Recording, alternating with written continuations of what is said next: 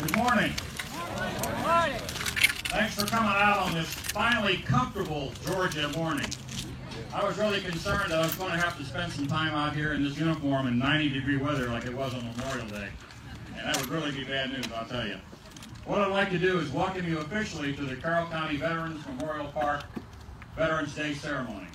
I'm again honored to represent the Park Association as the MC of this ceremony. And before we begin, and those of you who have been here before, you know I start off with the same most important announcement. Restrooms, or toilets, depending on which way you go. Porta potties are located over there to my right. Back in the Pathways building, we have real toilet facilities. And as I say, never pass up porcelain. So if you got a choice, I'd recommend using the toilets back that way. Number two, if you've got a cell phone, please turn it off or mute it. I don't need any musical accompaniment, believe me. So please cut your cell phones off.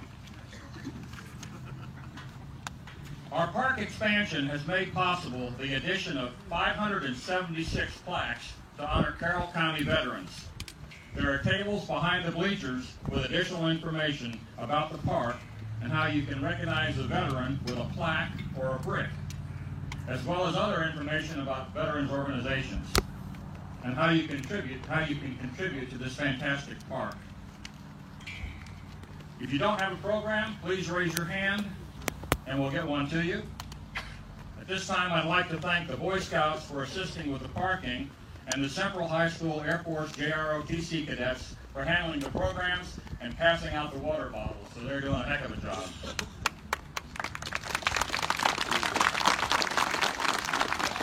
You've already heard 15 minutes of fantastic music, and I would like to thank Terry Laurie and the Carroll Wind Ensemble for their continued support of activities here at the Vet Park. They set the mood for everything we do out here. Thank you all.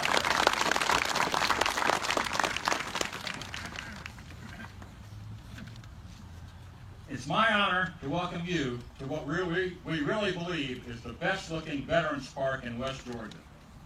This park is possible only through strong community support for veterans and veterans activities. The support is evident once again by the size of this crowd and the many public officials that are in attendance. Veterans Day is when we as a nation come together to honor and thank those citizens who have served in the armed forces of this great nation. Today we honor all veterans, but as we have done for the past few years, each Veterans Day will honor a specific era in our nation's history. This year, as you can see by the banner up here, is a special welcome home for Vietnam veterans and recognize all who served our nation during the Vietnam era. At the end of the ceremony, we'd like all Vietnam veterans to assemble by the banner. We're going to do a little bit of rearranging of chairs, and we're going to take a group picture under the banner for the Times Georgia newspaper. So when the ceremony's over, the old thing, stand fast, you've heard that before. So stand fast, we'll move up here, and we'll get our picture taken for the paper. At this time, I'd like to ask Don Levins, the president of the Park Association, to lead us in prayer. Don?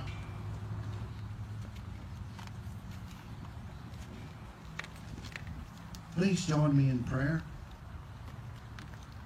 Dear Lord, today we gather to honor our West Georgia veterans, worthy men and women who gave their best when they were called upon to serve and protect their country. We pray that you bless our efforts here today and that you bless each veteran in attendance for their unselfish sacrifice in preserving our freedoms, our safety, and our country's heritage. Bless them abundantly for the hardships they faced, for the sacrifices they made, for their many different contributions to America's victories against tyranny and oppression. We respect them, we thank them, we honor them, we are proud of them.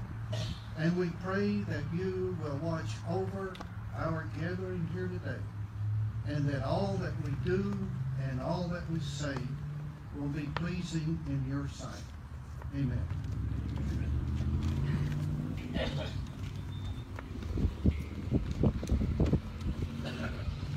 Please stand if you're able for the presentation of the colors by the Carrollton High School Air Force JROTC Honor Guard, and remain standing for the Pledge of Allegiance, the National Anthem, sung by Anna Carnes and Courtney Vance, and laying of the wreath. Colors, post! Detail.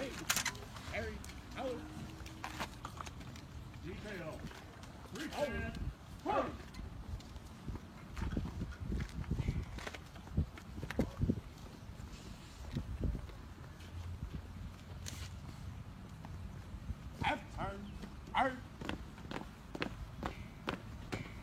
Colors, out. Raise and holler.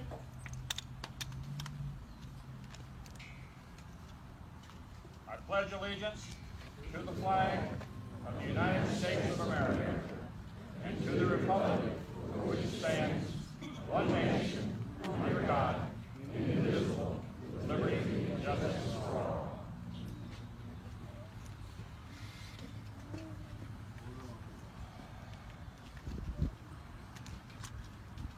Order, colors. Right, turn, turn. Colors, out, turn, turn.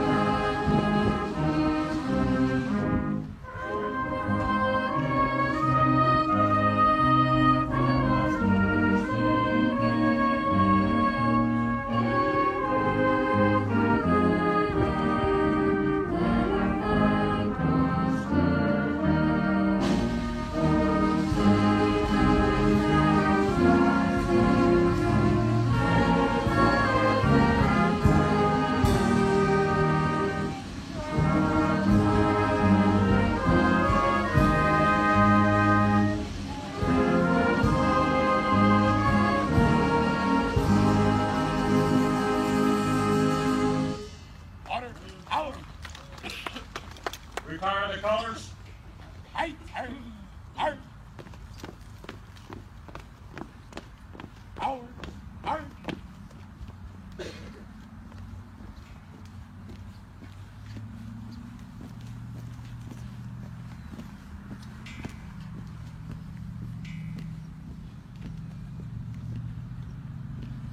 At this time, representatives of local veterans organizations, assisted by the Central High School JROTC Honor Guard, will place a wreath at the POW MIA Memorial. Detail, proceed, cut. Over, march.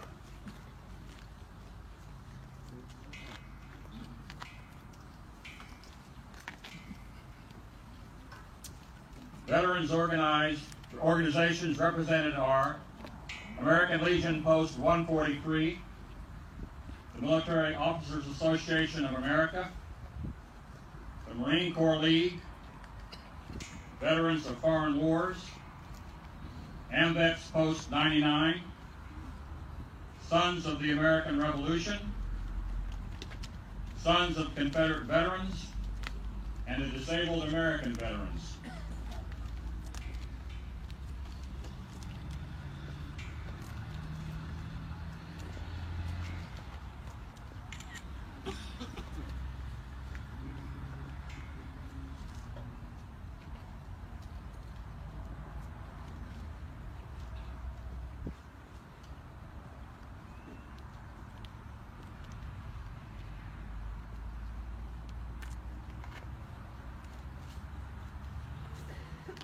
Please note that in addition to the POW MIA flag, there's a Purple Heart flag indicating and dedicated to those who have been awarded the Purple Heart.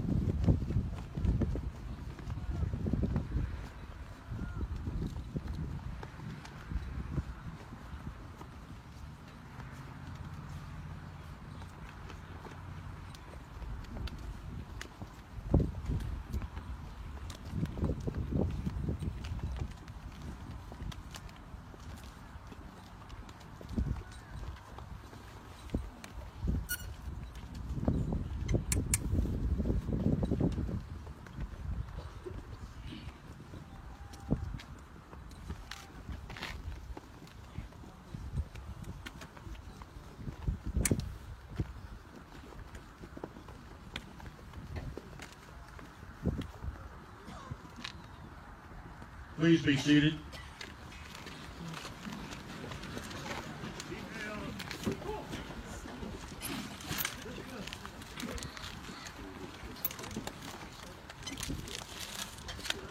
The Vietnam War occurred in Vietnam, Laos, and Cambodia from November the 1st, 1955 until the fall of Saigon on 30 April 1975.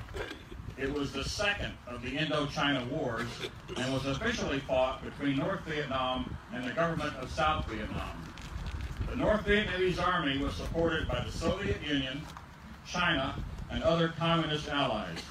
The South Vietnamese Army was supported by the United States, South Korea, Australia, Thailand, and other anti-communist allies.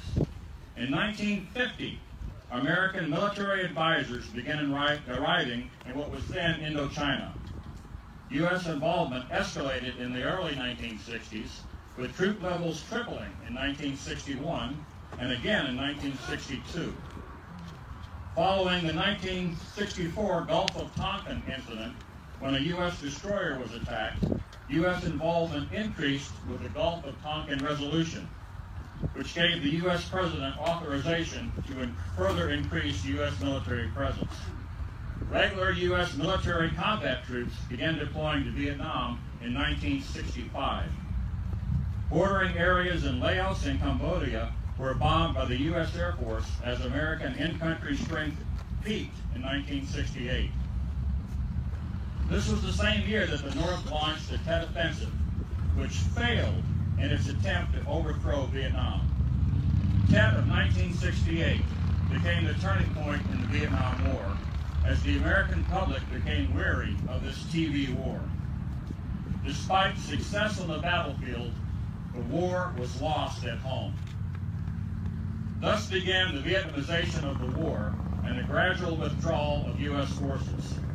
Direct U.S. military involvement ended 15 August 1973.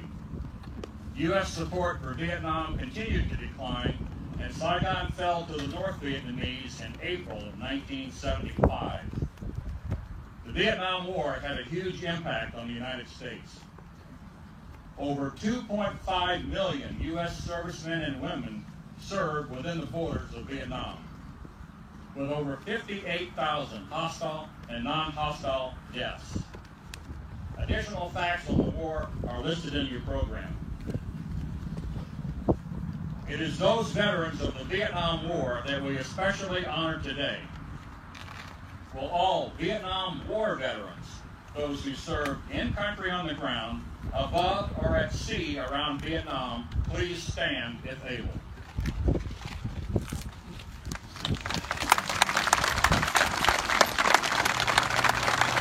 Please remain standing. Will all Vietnam era veterans also stand? Those who served in the U.S. and elsewhere in a supporting role, and those who served in Europe, keeping the Russian bear in check and out of the conflict. All Vietnam era veterans, please stand.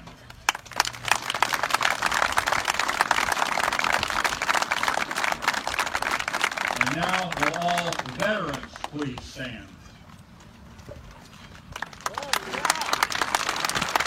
Ladies and gentlemen, join me in thanking these veterans for their service and dedication to our nation.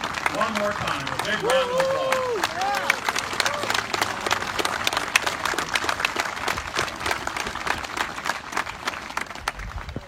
And now, ladies and gentlemen, please join me in thanking those veterans for their service, and remain standing as we join these veterans and remember those Carroll County Vietnam veterans who did not make it home.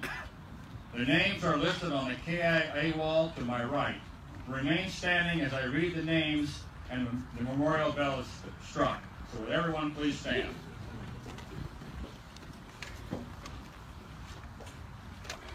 Bailey Jean T. Barrow Thomas M. Brock Randy H. Graves Larry. Harper Alan G. James Samuel R.H. Kiesling Raymond D. Maxwell Charles D. Preston James. Reese James W. Smith Harry F. Sproul John E. Taylor Jimmy E. Wood Larry L.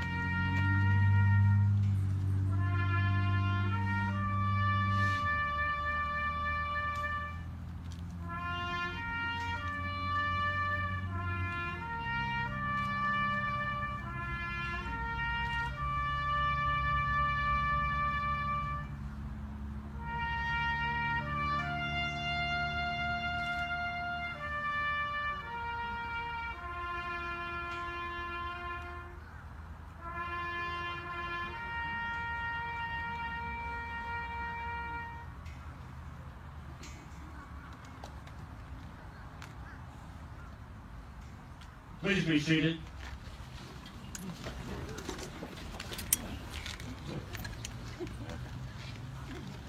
It's now my pleasure to introduce Colonel Wayne Waddell. Colonel Waddell of Bremen was an Air Force combat pilot bombing military targets in North Vietnam. He was a prisoner of war for 2,070 days after being forced to eject from his F-105 aircraft on his 47th combat mission. Following his release in 1973, he continued a distinguished military career, retiring with the rank of colonel in 1987. Colonel Waddell was awarded the Distinguished Flying Cross, 2 Silver Stars, the Purple Heart, and the Prisoner of War Medal. Colonel Waddell.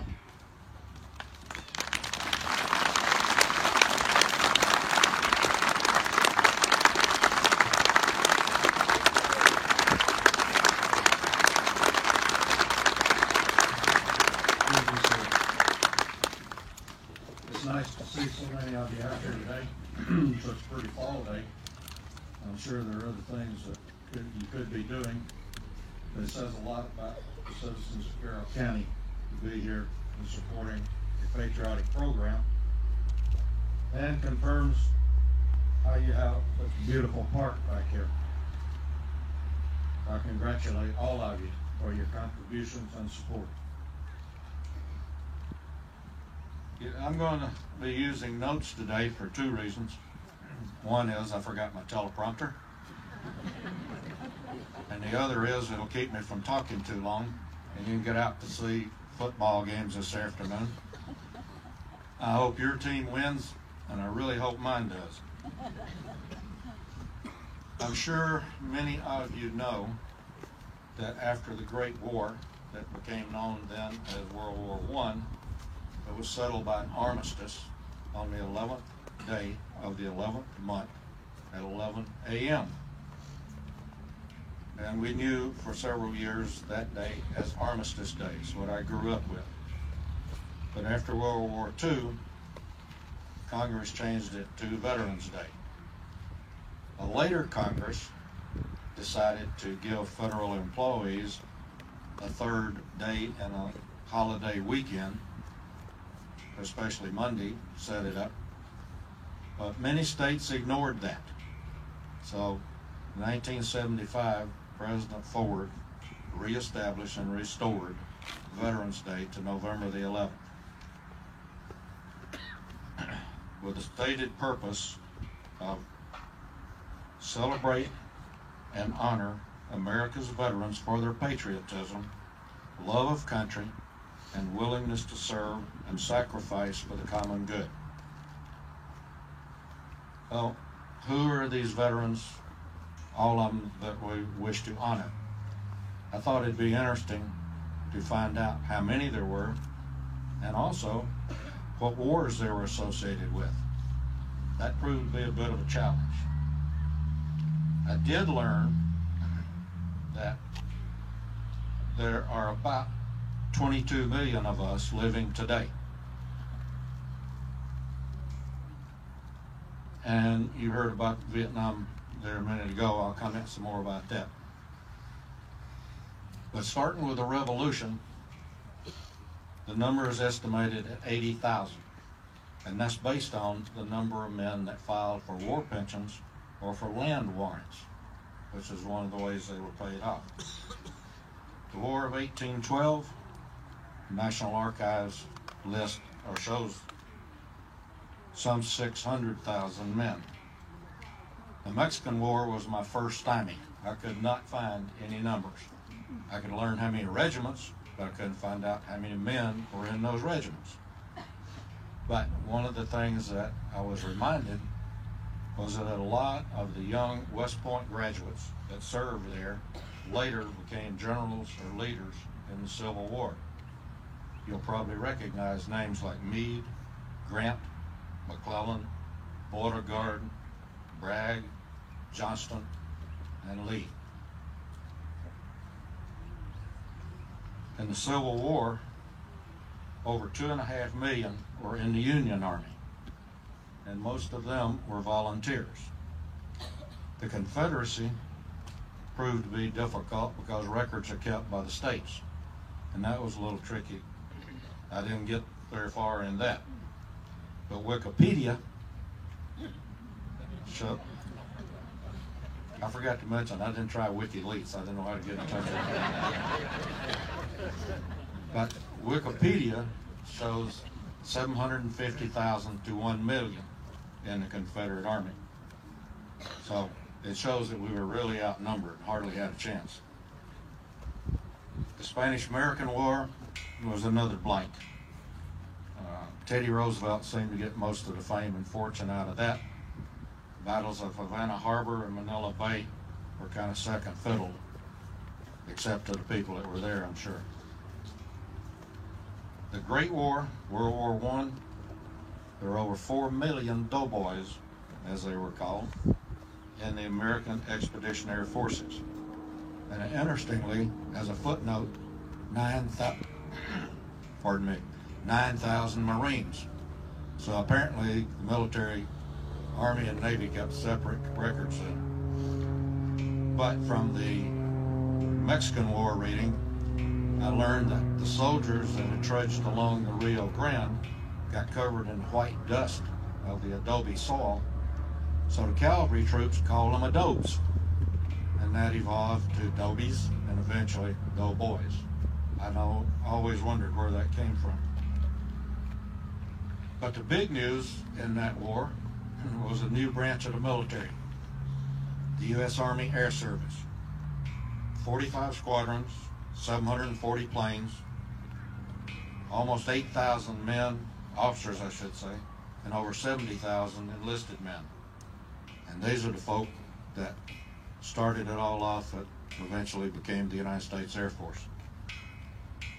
In World War II, according to the National World War II Museum records, almost 18 million served.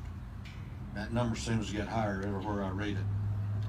But significantly, to me at least, the U.S. population at that time was just under 140 million people, which means over 13,000, over 13%, were in uniform. And for those of us that grew up at that time, remember there were a heck of a lot of other people involved. Rosie the Riveter and people working defense. You could almost say half the country was involved.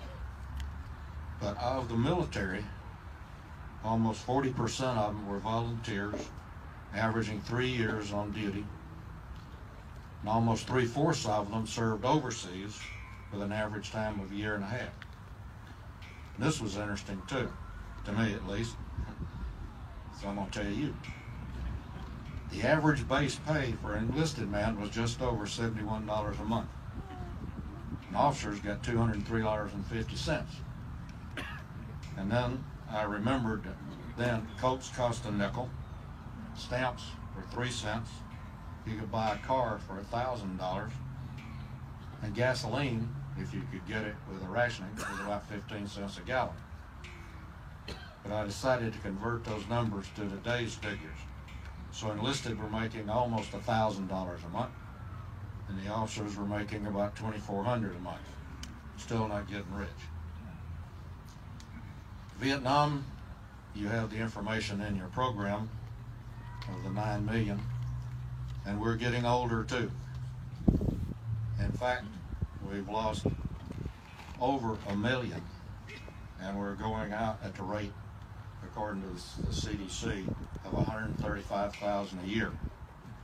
The good news out of that, though, is from the CDC that our death rates are better than others in our age group. So hang in there, we got good things going. In the Gulf Wars, again, I couldn't get any exact numbers, but an interesting statistic was that there were over 70,000 deaths. That's compared to the 58,000 in Vietnam. I had no idea we lost that many in the Gulf War. In the Middle East, over 2 million served, but it is difficult to get exact numbers because so many did multiple tours. Like Dr. John Burson, as you probably know around here. He just kept wanting to go to war. I couldn't figure that out. But as veterans, we get symbolic recognition with the upgrade from the Veterans Administration to the Department of Veterans Affairs. And it's nice that our Senator Isaacson is Senate Chairman of the Veterans Affairs Committee. Hope we can keep him there. Another fortunate item, especially for Carrollton and West Georgia, is the Trinka Davis Vietnam or Veterans Village out here.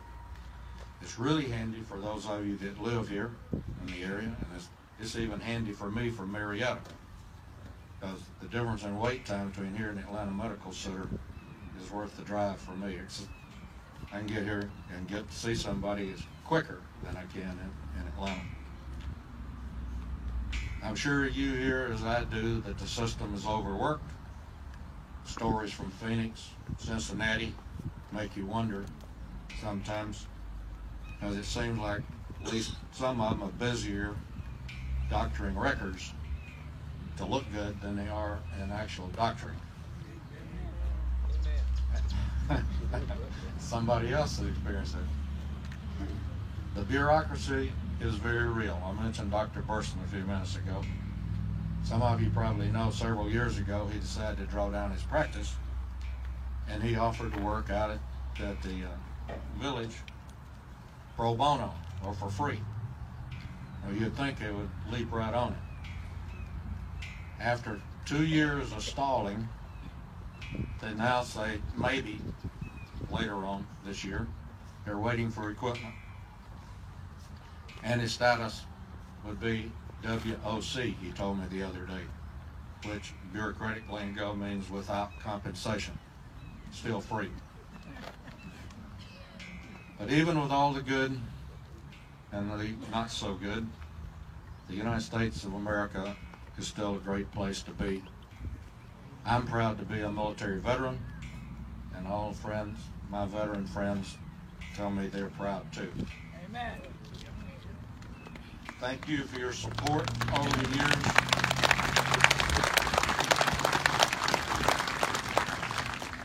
Don't forget next Friday, take a moment of personal meditation to thank veterans for their service and participate in whatever local event might be taking place. Finally, thanks for coming today. Don't forget to vote. And God bless America.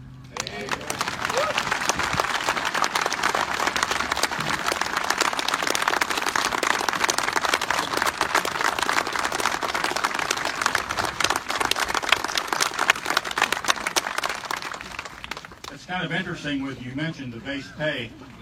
My base pay as a second lieutenant in 1967, believe it or not, was $231. So they didn't get many pay raises between 2003 and 1967. So who knows? But you're right.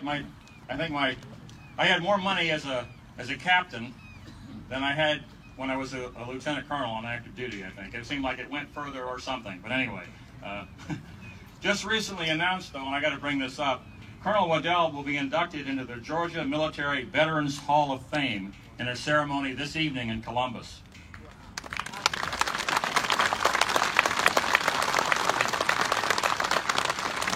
The Georgia Military Hall of Fame honors those who have a tie to Georgia and qualify in one of three categories: heroic actions in combat, outstanding achievement while in service, or significant local, state, or national contributions after leaving active duty.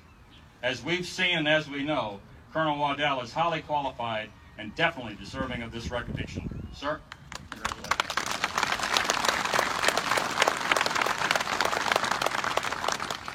Okay, bear with me a little bit. I want to say something I've always wanted to say. Good morning, Vietnam!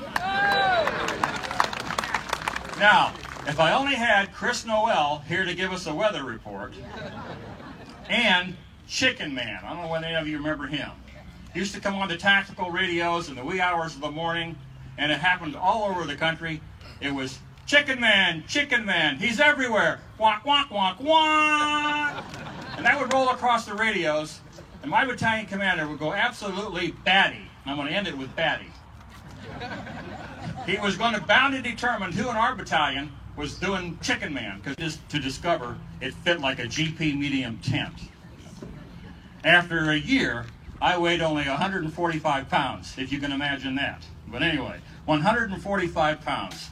After a nip and tuck, my uniform was ready for wear, and First Lieutenant Gardner boarded the World Airways DC-8 for the trip to San Francisco.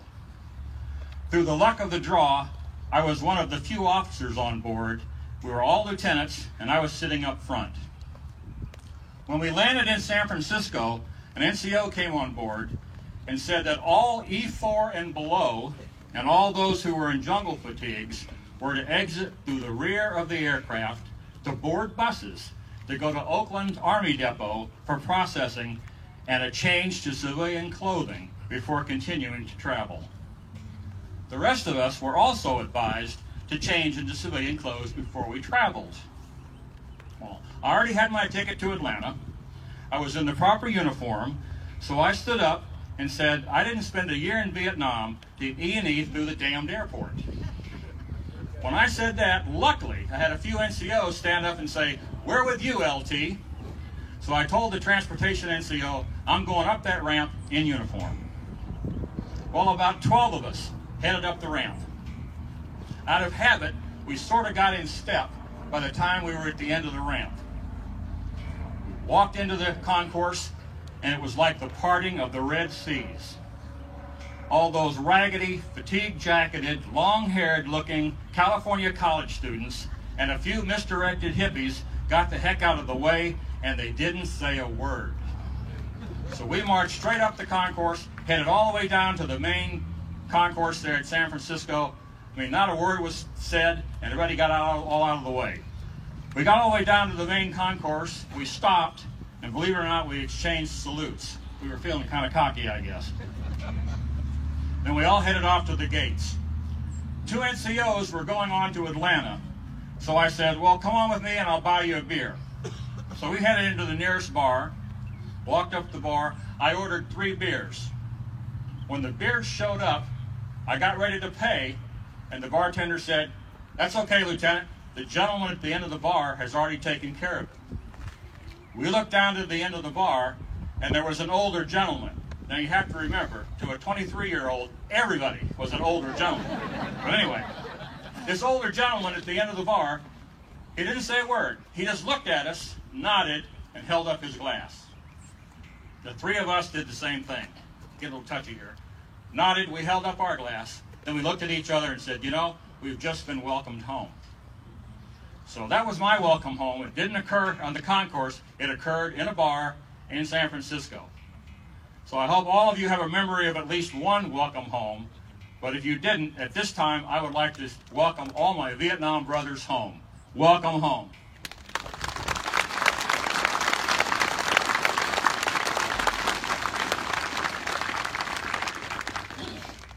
Please stand for the singing of God Bless America.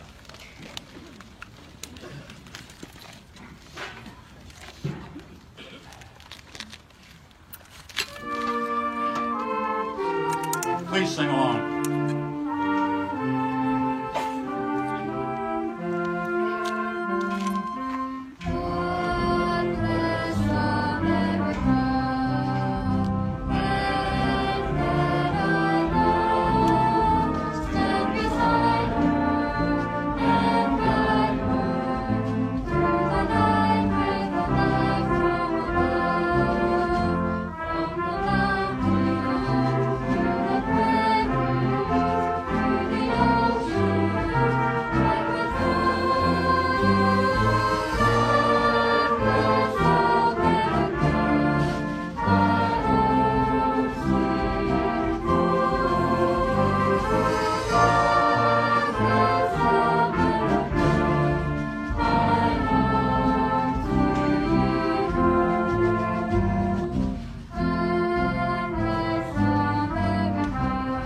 Knows the second verse.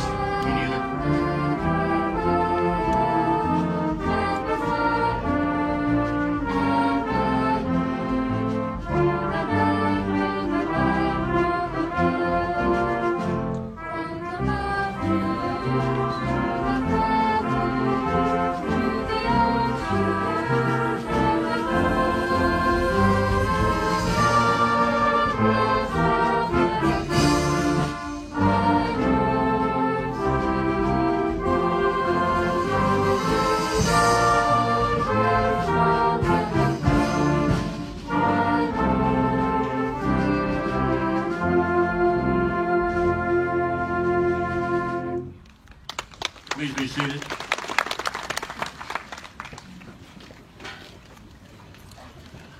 I again would like to take this opportunity to thank all those who participated in and provided support to this great ceremony.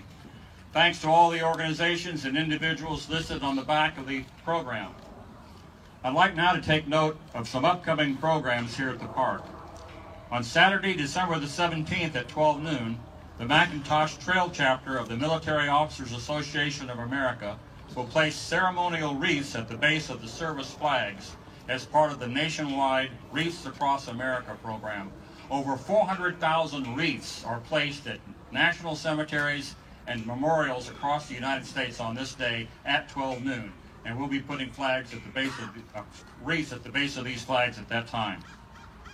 Our Memorial Day ceremony will be Saturday, May the 27th here at the park, where we're going to continue to recognize the 100th anniversary of America's entry into World War I. In addition to the events here at the park concerning the 100th anniversary of U.S. involvement in World War I, the Carroll County Genealogical Society will hold a workshop on Saturday, March the 11th, to assist those in locating the military records from World War I. Next year, our Veterans Day ceremony will be held on Veterans Day, November the 11th, so that is really significant. We'll honor all veterans with special recognition to those veterans of the Cold War, those that served from 1947 until 1991. So all of you get to come back. So please come back and grab anybody else that served during that time period, 1947 to 1991. Again, I want to thank you all for coming out here and recognizing the sacrifices made on your behalf by the nation's veterans. Most importantly, I want to thank the veterans and their families for their sacrifice and service. Remember, as Colonel Waddell said, Veterans Day is Friday, November the 11th. So on Veterans Day, November the 11th, 11th hour, moment of silence for the veterans. This concludes the ceremony, but again, I'd like all Vietnam veterans to remain in the area. We're going to set up here for a group picture in front of the banner. So with that, thanks for coming. Be safe.